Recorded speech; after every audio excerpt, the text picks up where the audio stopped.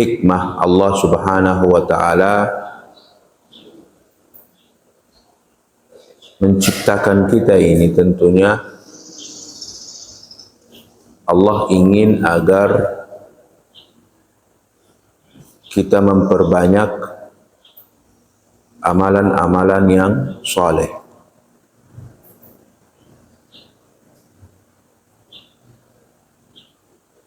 Dengan amalan soleh itu, maka kita akan diperlihatkan Allah kedudukan di sisinya kelak. Walikullin darajatin mimma amilu. Dan bagi semua itu ada tingkatan-tingkatannya, maqam, derajat, atas apa yang telah dia perbuat.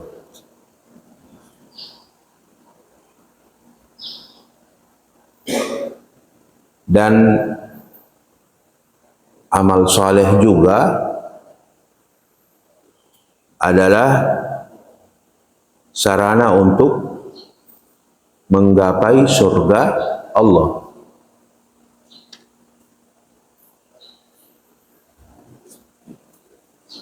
Sarana untuk berjumpa dengan Allah. Man kana yarju liqa'a rabbi falyamal amalan shalihan. Barang siapa yang ingin berjumpa dengan Tuhannya, maka hendaklah dia berbuat amal saleh. Dan Allah Subhanahu wa Ta'ala memutlakkan, menggeneralkan amalan-amalan itu.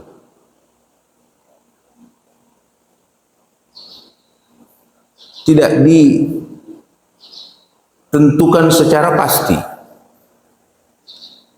Mungkin ada amal soleh yang kita kerjakan diiringi oleh keikhlasan kepada Allah, itu sebab kita masuk surga. Diberitakan Nabi bahwa ada seorang wanita yang profesinya pelacur, masuk surga. Apa yang dia buat?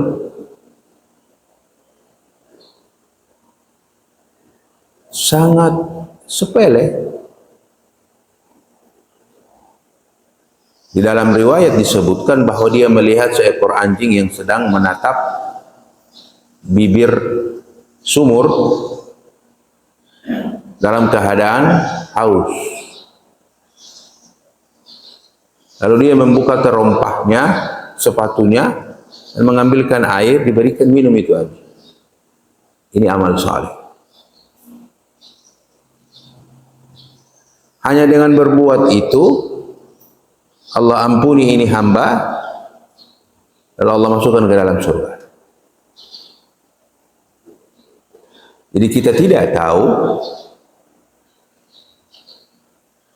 dari amalan mana yang saleh diterima oleh Allah. Jangan pernah meremehkan amal saleh. Wala tahtaqiranna syai'an minal ma'ruf. Ada peluang yang Allah berikan ke kita untuk bisa berbuat kebaikan, eksekusi. Jangan tunggu-tunggu. Karena bisa saja dari situ Allah angkat derajat kita.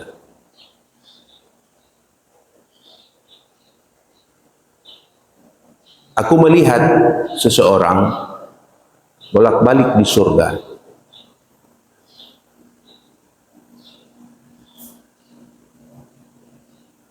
hanya karena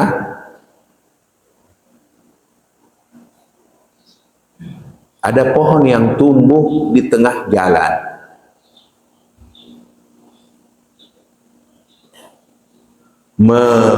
Mengganggu lalu lintas orang.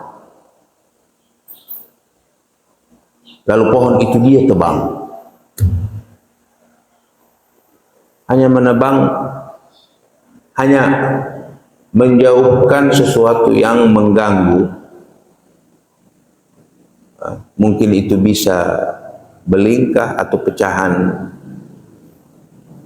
kaca kah atau duri kah atau apa di jalan. Imatatul adza fit tariq laka sadaqah. Kau menghilangkan sesuatu yang mengganggu orang di jalan, maka bagimu pahala sedekah. Jazakumullah. Jadi aku melihat seseorang bolak-balik di surga. Allah alam apa maksudnya? Bisa jadi lagi survei tempat. Pilih, kau mau yang mana? Bapak-bapak kalau mau beli apa namanya? Perumahan ya. Lihat mana yang strategi. Dia bolak-balik. Ya ini Allah kasih. Hanya karena itu. Pohon dia tebang. Selama di dunia, yang dia melihat ini, masa ini pohon tumbuh di tengah jalan, mengganggu lalu lintas orang. Itulah amal saleh. Wa qul i'malu, dan katakan kepada mereka, berbuat kalian. Berbuat. Apa yang bisa anda buat jamaah yang berbahagia? Anda baca Quran bisa saja, itu sebab surga. Anda duduk ta'lim begini, bisa saja, ini sebab surga. Anda menasihati orang, itu juga bisa sebab surga. Anda keluar membantu orang, juga sebab surga. Banyak. Bahkan Ibnul Qayyim mengatakan at-tara'iq ilal khaliq ka'adadi anfasil khala'iq. Jalan-jalan untuk menuju kepada pencipta itu sangat banyak. Jadi untuk sampai kepada Allah, amal. Dan bentuknya sangat banyak. Seberapa banyak dia? Keadadi anfasil khalaik. Sebanyak hembusan nafas setiap ciptaan. Dan kita sehari berapa kali bernafas? Ada yang bisa hitung kah? Tak terhitung. Itu baru satu orang. Kalau semua, hitung saja. Belum lagi satu kompleks. Belum lagi satu daerah. Belum satu dunia. Itu baru manusia. Belum hewan yang bernafas. Berarti begitu banyak. Tidak ada, Allah Subhanahu wa Ta'ala tidak menetapkan kau buat begini, itu saja yang kau buat, kau masuk surga. Tidak. Tetapi kau harus berbuat. Dan ingat, yang apa kau buat harus soleh. Hanya saja jamaah yang berbahagia. Ada hal yang patut untuk kita khawatirkan tentang amal saleh yang kita buat. Minum dulu jemaah. Bismillah. Nah, ini harus ada dalam benak kita.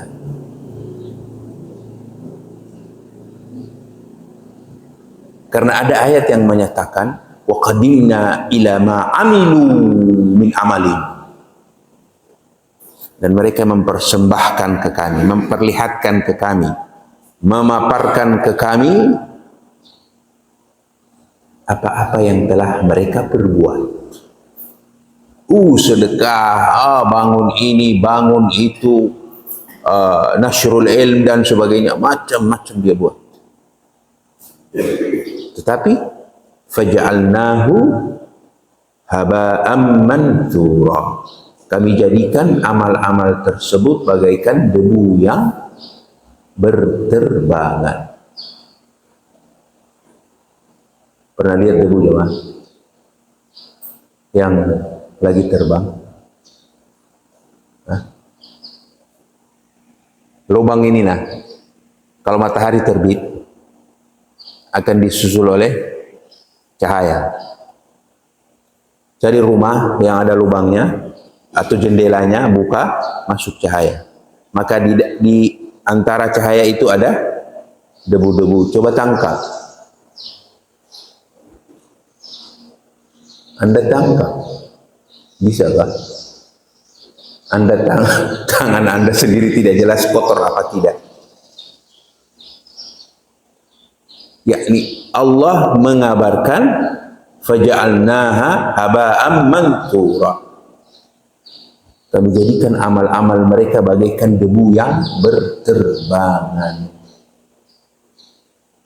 Ini yang bahaya, dan ini harus kita tahu bahwasanya ada amalan yang Allah terima dan ada amalan yang tertolak. Ini perkara yang sangat menakuti salafus saleh. Orang-orang saleh dahulu, mereka tidak peduli tentang apa yang mereka perbuat. Tetapi yang sangat mereka risaukan, apakah amal itu diterima oleh Allah. Fatuqbila min ahadihima walam yutaqabbal minal akhar.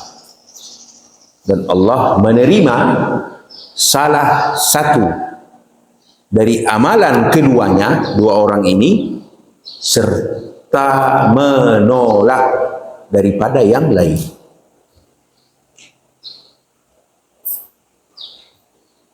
Jadi kita harus tahu jamaah yang berbahagia, ya Allah, anak punya amal ini diterima apa tidak ya?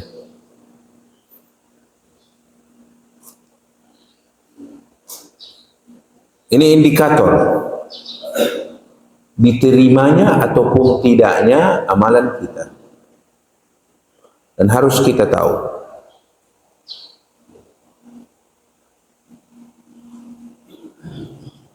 al-ibadat allati syuri'at fil Islam, agama, ibadah-ibadah yang disyariatkan di dalam Islam itu, bahkan dijadikan sebagai rukun dalam iman, syahadah, solat, ini rukun semua ini, rukun Islam. Apalagi puasa, zakat, haji, ini amal-amal soleh semua, dan diwajibkan Allah untuk kita kerjakan. Laisat tuqusan muhimma fin naw'il ladzi yarbitul insan bil ghuyubil majhula. Ibadah-ibadah itu Allah fardukan ke kita. Dia bukan pelaksanaan yang semu, gerak, tidak punya makna kayak sholat. Tiba-tiba berdiri, lalu disuruh ruku, lalu disuruh sujud. Apa maunya ini Allah? Setiap agama itu punya tata cara beribadah. Ada yang goyang-goyang kepala begini sambil bawa dupa kah apakah, goyang-goyang kepala. Ada yang badannya yang dia goyang. Macam-macam ini ibadah ini.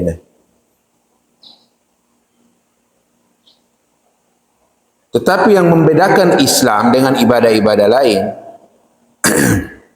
Islam setiap gerak itu punya hikmah, punya target, punya sasaran yang diinginkan Allah tercapai.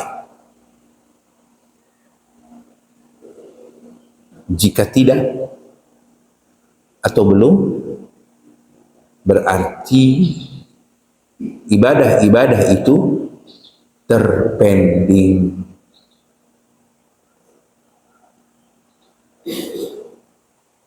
Dipending oleh Allah Subhanahu wa ta'ala. Kita lihat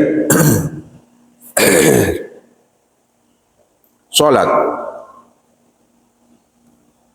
As-salat al-wajibah indama amara Allah biha abana al-hikmah min iqamatiha. Salat wajib yang diperintahkan Allah untuk kita laksanakan. Alhamdulillah, pagi yang penuh berkah ini kita telah menunaikan 2 rakaat fardu subuh. Makin dalam kita merenung tentang kewajiban ini, maka makin dibukakan oleh Allah tujuan mengapa kita diperintahkan untuk sholat. Dan itu sangat jelas, tujuannya sangat jelas. Allah berfirman, wa aqimis shalah. Buatlah sholat, tunaikanlah sholat, dirikanlah sholat. Jadi ada berapa yang wajib jamaah? 5. Subuh, duhur, asar, maghrib, isya. Bukan 3. Atau ada yang suka korting-korting sholat ini. 5.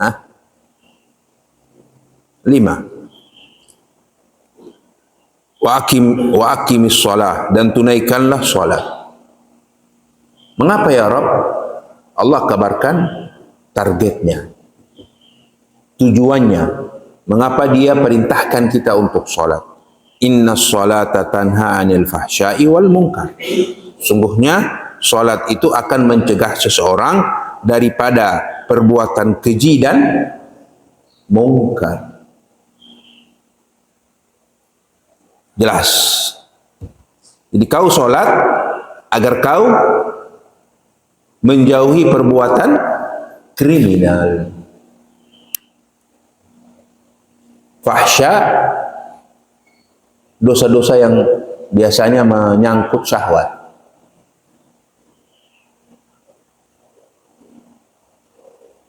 Mungkar, perbuatan fisik. Nah, jadi Allah ingin agar sholat-sholat yang kita buat ini kita jauhi, kita tinggalkan. Terpola di dalam diri seorang hamba demikian. Sekali lagi bahwa sholat itu bukan gerak-gerik semu yang tidak punya arti. Sholat ini ya satu-satunya rukun yang tidak terbatalkan. Kalau zakat rukun, dia bisa terbatalkan saat syaratnya tidak terpenuhi. Tidak ada fulus. Apa yang mau dizakat? Tidak ada fulus. Sudah kau lepas dari kewajiban. Atau fulus ada, belum sampai nisabnya. Tidak perlu. Batal. Kewajiban dibatalkan bagimu sampai kau ada fulus dan tiba nisabnya. Begitu juga puasa. Saya tidak mampu lagi puasa. Tidak usah puasa. Kau tidak perlu puasa. Begitu juga zakat. Man istata ilaihi sabila. Salat. Tidak ada fulus. Urusan apa kau tidak ada fulus? Tidak ada fulus. Kau harus tetap sholat. Saya miskin, harus tetap sholat. Saya sakit, harus tetap sholat. Saya tidak mampu berdiri, kau duduk. Pak, tidak bisa duduk saya. Kau berbaring. Faidha alladzina yadhkuruna Allaha qiyaman wa qu'udan wa ala junubihim. Waduh, saya tidak bisa gerak badan saya, pakai isyarat. Datang orang yang mewudukan dia atau mentayamumkan dia, kau sholat pakai isyarat, Allah Akbar dengan isyarat. Yang penting kau harus sholat. Saya tidak bisa tidak bisa sholat lagi sama sekali. Kau disolatkan, selesai cerita. Yang penting kau harus tetap sholat. Karena apa? Pembentukan moral. Tanha anil fahsya'i wal munkar. Dijauh dari kriminal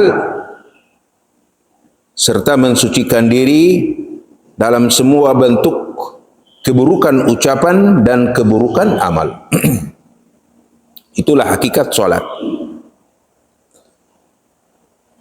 Ada juga disebutkan di dalam hadis qudsi, laisa kullu musalli yusalli. Tidak semua orang yang sholat itu sholat.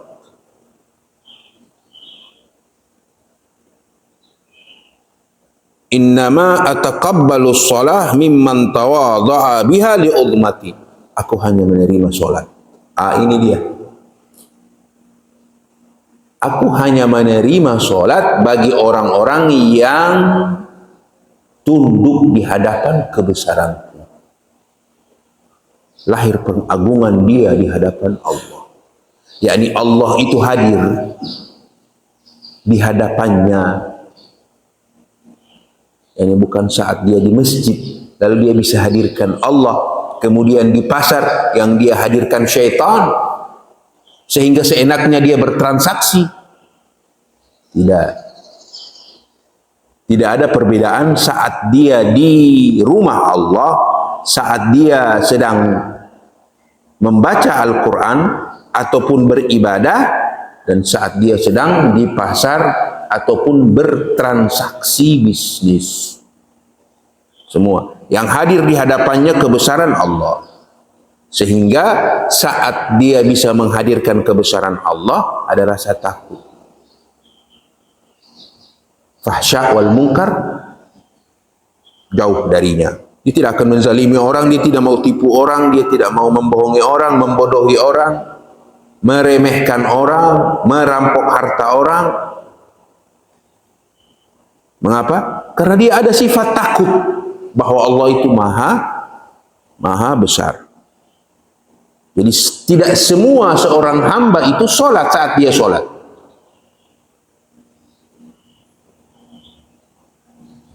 Anak kecil bisa melakukan sholat yang belum paham apa-apa.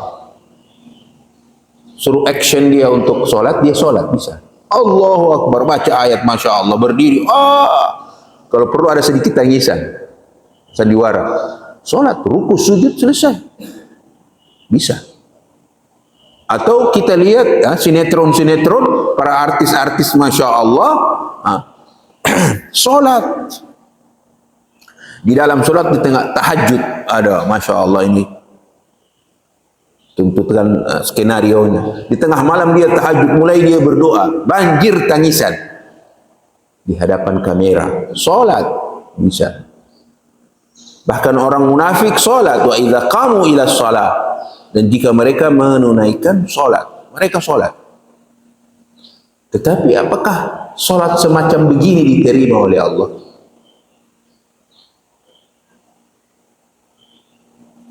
Jadi Islam ini ada substansi jamaah yang berbahagia. Dan kita harus perhatikan itu intisari ajaran, intisari ibadah. Bukan hanya kulit saja, gerak-gerik. Tetapi kita belajar untuk lebih mengerti hikmah-hikmah yang ada di balik perintah melaksanakan rukun iman maupun Islam. Jadi aku hanya menerima sholat bagi orang-orang yang menundukkan dirinya di hadapan kebesaranku. Walam yastatil ala khalqi, tidak lancang terhadap ciptaanku. Ini tidak menganggukkan diri di hadapan sesama makhluk Allah Subhanahu wa taala. Walam yubit musirran ala ma'asiyati. Dia tidak berkeras hati, berniat untuk melakukan maksiat kepadaku. Oke, ada terlintas keinginan untuk bermaksiat, cepat-cepat dia bertobat. Wa qat'un nahar fi dzikri. Dia isi waktu siangnya mengingat aku. Wa rahimal miskin. Dia merahmati orang miskin. Wa banis sabil. Wal armalah, para janda. Wa rahimal musab, dan menyayangi orang-orang yang menderita cobaan. Inilah perilaku-perilaku baik. Hasil dari terapi sholat. Lahir akhlak, lahir empati, lahir kepedulian. Kebanyakan dari kita ini yang kita perhatikan siapa? Para janda saja. Sedangkan orang miskin kah, orang lemah kah, pelancong kah, ini tidak terabaikan. 6. Itu sholat. Jadi kita bisa tahu jamaah yang berbahagia jika seandainya kita sholat, kita rajin sholat, tetapi kita masih rajin juga berbuat kriminal, lancang terhadap ciptaan-ciptaan Allah, itu tanda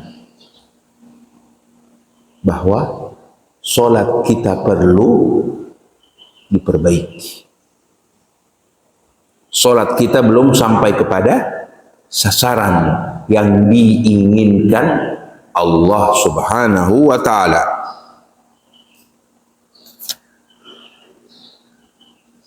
Zakat. Mengapa Allah Subhanahu wa ta'ala memerintahkan kita berzakat? Apakah dia bentuknya seperti pajak yang diambil agama seenaknya saja, lalu diberikan batasan-batasan ukurannya? Lah, tidak tentunya.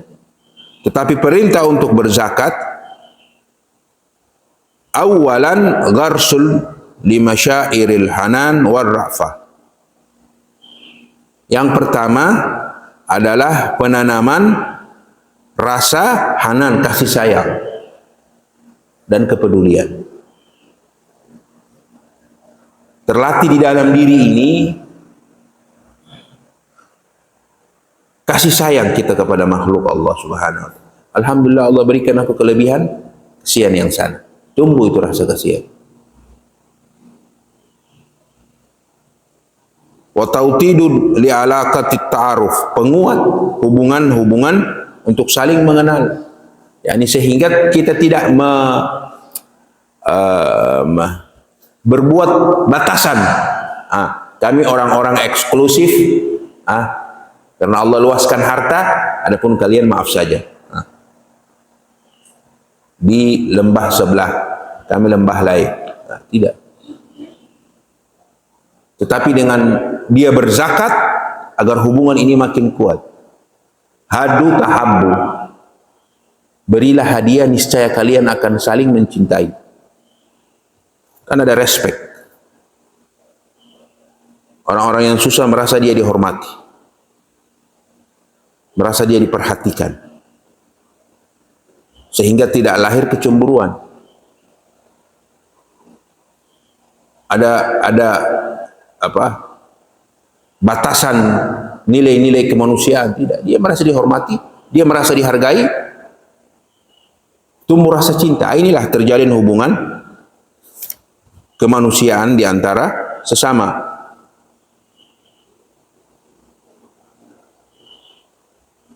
Nah, di dalam Al-Quran Allah Subhanahu wa ta'ala juga menyebutkan sasaran dan tujuannya mengapa kita diperintahkan untuk berzakat. Allah berfirman, khudh min amwalihim sadaqah. Ambillah dari harta-harta mereka kewajiban berzakat. Tutahhiruhum, untuk membersihkan mereka. Ini jiwa ini dibersihkan. Wa tuzakkihim, dan disucikan. Jadi jiwa suci serta bersih. suci dari perilaku-perilaku rendah. Orang yang perhitungan untuk memberi jamaah, ini orang yang kikir, ini penyakit. Kita kalau seandainya mau memberi saja, aduh, mikir 1000 kali, gimana aku beri tidak? Masih berdialog dia dengan dirinya. Akhirnya dirinya mau mencari alasan. Tidak, ini begini dia, ini begini. Tujuannya biar tidak keluar pemberian. Atau kalau sudah masuk tangannya ke kantong, gemetar tangannya keluar ini nah. Gemetar, jari-jarinya gemetar. Kasih tidak. Perhitungan. Ini penyakit jamaah yang berbahagia. Wa may yuqa syuhha nafsi, barang siapa yang telah terlindung dari perilaku kikir, fa ulaika humul muflihun, mereka lah orang-orang yang beruntung. Jadi bagaimana kita meredam dari perilaku ini? Karena memang kita membiasakan diri untuk tidak mau memberi, tidak mau membagi. Jadi satu-satunya cara agar kita dihindarkan oleh Allah sifat kikir, beri, bagi. Jangan perhitungan. Disinilah alasan mengapa Nabi Sallallahu Alaihi Wasallam meluaskan kata sedekah. Tabassumuka fi wajhi akhika sadaqah. Kau senyum, kau bersedekah. Beri keramahan kepada orang. Wa amruka bil ma'ruf wa nahyuka 'anil munkar sadaqah. Kau berdakwah, sedekah. Wa irsyaduka ar-rajul fi ardid dalal laka sadaqah. Kau memberikan petunjuk kepada seseorang yang tersesat, mungkin di jalan, bosku, jalan ke ini, ya, mana ya? Oh itu, kau terus belok ke kiri, itu dia. Kau dapat pahala sedekah. Wa imatatul adha wasyauq wal idham, menjauhkan segala hal yang mengganggu, apakah itu duri ataupun tulang belulang dari jalan, bagimu ada pahala sedekah. Wa ifradika an dalwika fi dalwi akhika laka sadaqah. Kau mengosongkan embermu, menimpakan atau mengisi ember orang lain dari embermu air, maka bagimu sedekah. Wa basaruka li rajulir radi al-basar laka sadaqah. Kau menuntun orang yang tidak bisa melihat sampai ke tempatnya, maka bagimu pahala sedekah. Ya, ini apa ini maksudnya? Sedekah. Nabi ingin latih berbagi kau. Apalagi di zaman sekarang, semua pembagian itu diharapkan ada timbal balik. Kau beri apa yang kau beri.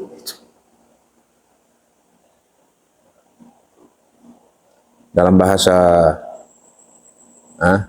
populernya apa? Wanipiro. Wanipiro kah? Nah, ini kalau sudah punya prinsip demikian, kapan kita ingin mau memberi? Semuanya serba diperhitungkan. Kapan kita akan menjadi orang-orang yang suka ringan, memberi plong diri ini, tidak ada tekanan. Syaitan tidak punya kesempatan untuk bermain di alam bawah sadar kita. Hartamu tinggal itu, kasihan anak-anakmu, istri-istrimu, apa yang akan mereka makan besok.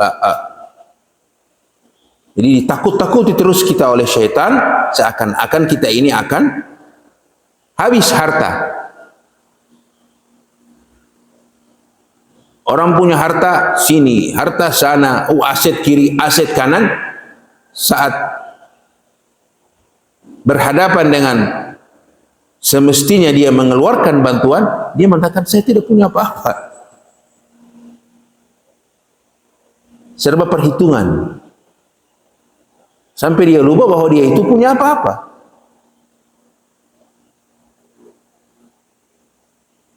Jadi Allah menyuruh kita untuk bersedekah. Dan di dalam Al-Quran jemaah,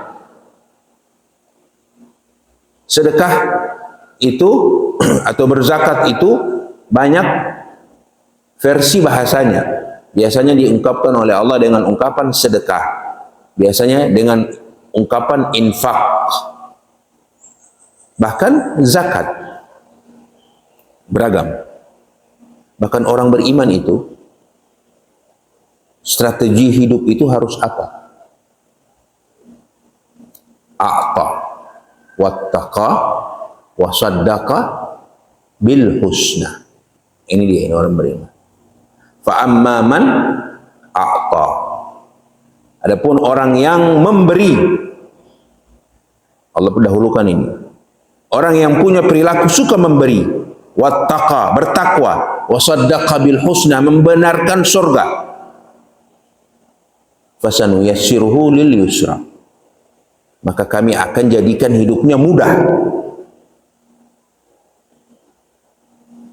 Tetapi tiga perilaku ini harus ada dalam dirinya: memberi, suka memberi, bertakwa, dan membenarkan surga. Dengan pembenarannya dia terhadap surga, lahirlah sifat ketakwaan, dan ketakwaan itu diwujudkan dengan suka memberi. Sebaliknya, wa amma man bakhila, kikir, wastaghna, rasa cukup sehingga tidak perlu bertakwa kepada Allah, tidak akan lahir sifat takwa. Lalu konsekuensi akhirnya wa kadzdzaba bil husna, dia mendustakan surga. As-sadaqah burhan, bersedekah itu bukti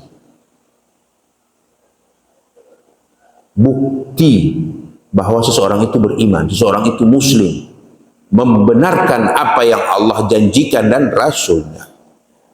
Nah, kemudian jamaah yang berbahagia, puasa, la'allakum tattaqun. Ya, sudah banyak kita tahu tentang puasa. Alhamdulillah kita belum jauh melewati fase puasa. Dan kita tahu juga bahwa Allah saat memerintahkan puasa agar lahir sifat takwa. Dan di dalam hadis juga banyak kita mendengar banyak orang yang berpuasa tidak ada yang dia dapatkan dari puasanya. Berarti ditolak. Kecuali lapar dan dahaga. Kam min sha'imin laisa min siyamihi illa al-ju' wal 'atash. Kemudian jamaah yang berbahagia, haji.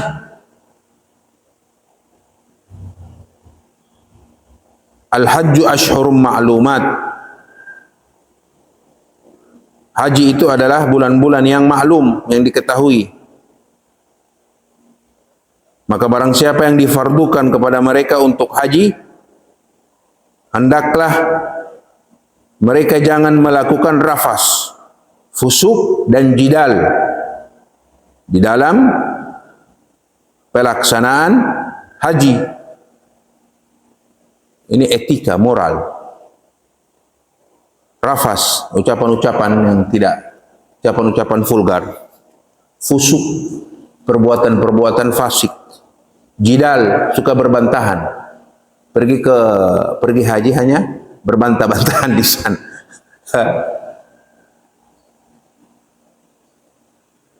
Allah ingin agar supaya sudah kau fokus denganku, abaikan manusia, karena kau akan dihadapkan dengan cobaan, digiring dia di satu masalah, terjadi polemik saling bantah membantah. Jadi apa tujuan mengapa Allah Subhanahu wa taala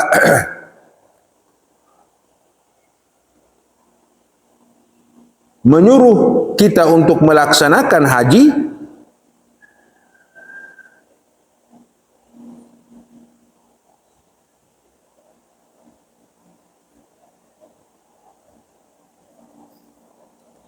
agar lahir. Kita terlatih untuk mengekang diri, dan puncak perselisihan itu di perbuatan-perbuatan ini. Tidak bisa kontrol ucapan. Apalagi di saat kita itu berhadapan dengan keramaian. Aduh, ada orang yang ambil tempat duduk kita, ada orang yang sikut kita saat lagi sedang tawaf, ada orang yang curi barang kita, aduh macam-macam. Belum lagi ada orang yang beda karakter, beda pola hidup. Jutaan orang ini yang akan kita hadapi, jemaah.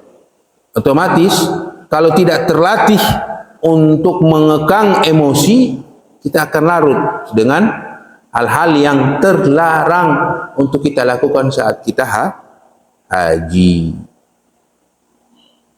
Jadi inilah jemaah yang berbahagia, hal-hal terpenting di dalam upaya kita untuk mengetahui bahwa ibadah kita itu diterima atau tidak. Ya Allah Subhanahu wa taala tidaklah mensyariatkan kita melakukan ibadah-ibadah besar itu kecuali Allah ingin ada sasaran yang tercapai. Jika sasaran itu tercapai, yakni dengan sholat kita makin baik dengan sesama makhluk Allah Subhanahu wa taala. Tidak ada bentuk-bentuk kriminal terhadap sesama makhluk Allah Subhanahu wa taala. Ada kasih sayang kita terhadap makhluk Allah Subhanahu wa taala, maka itu tanda Allah menerima ibadah kita. Begitu juga di dalam berzakatnya kita, sehingga kita bisa membaca situasi orang dan tanpa pikir panjang kita membantu, kita memberi bantuan yang tidak ada tendensi lain kecuali mengharap keridhaan Allah. Innama nut'imukum liwajhillah. Tidaklah kami itu memberikan kalian makanan kecuali mengharap wajah Allah. La nuridu minkum jazaa. Kami tidak mengharap dari kalian balasan. Kita tidak pernah mengharap. Wala syukura, bahkan ucapan terima kasih. Syukran, tidak. Ada orang dia bantu. Setelah dibantu, orang yang dibantu pergi. Dia bilang, ini wala terima kasih tidak ada. Masih kurang. Kalau masih mau mengharap terima kasih saja, ucapan terima kasih berarti belum full ikhlas kepada Allah Subhanahu wa taala. Jadi apa yang dia beri, orang mau hargai maupun tidak hargai baginya sama, no problem. Ini aku buat bukan karena untukmu, aku buat karena aku mengharap agar Allah menjadikan aku di antara hambanya yang dekat kepadanya. Aku jadikan sarana untuk lebih dekat dengan Allah Subhanahu wa taala. Dan seterusnya dan seterusnya. Jadi ini harus lebih kita perhatikan jamaah yang berbahagia. Bukan hanya sekedar kita itu melaksanakan syariat-syariat, hukum-hukum maupun ibadah-ibadah ini tanpa melirik tujuan-tujuannya. Karena hal yang paling terbesar di dalam beramal saleh, perkara yang terbesar di dalamnya adalah diterima atau ditolaknya ibadah itu. Bukan diperbuat. Kita harus tahu kapan dia diterima dan kapan dia ditolak. Innama yataqabbalullahu minal muttaqin. Allah hanya menerima dari hamba-hambanya yang bertakwa. Wallahu a'lam. Aqulu qawli hadza wa astaghfirullah li wa lakum. Subhanakallahumma bihamdika asyhadu an la ilaha illa anta astaghfiruka wa atubu ilaik. Wassalamualaikum warahmatullahi wabarakatuh.